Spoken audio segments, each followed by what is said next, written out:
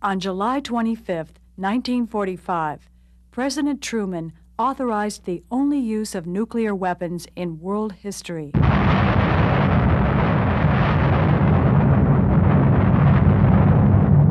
At 8:15 a.m. on August 6, 1945, the superfortress Enola Gay dropped the first bomb on the city of Hiroshima. When it landed a fireball millions of degrees at its center, it erased 4 square miles of city.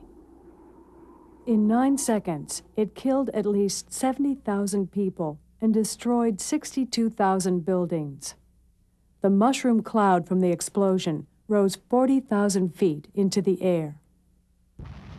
3 days later, a second bomb was dropped on Nagasaki, killing 40,000 people instantly.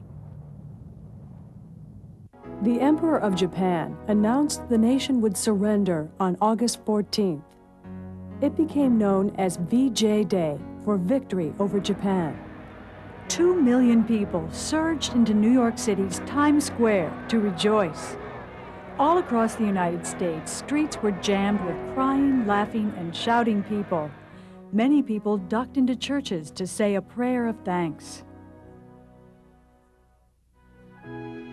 On September 2, 1945, the Japanese formally surrendered on the U.S. battleship Missouri in Tokyo Bay. It is my earnest hope, and indeed the hope of all mankind, that from this solemn occasion, a better world shall emerge out of the blood and carnage of the past.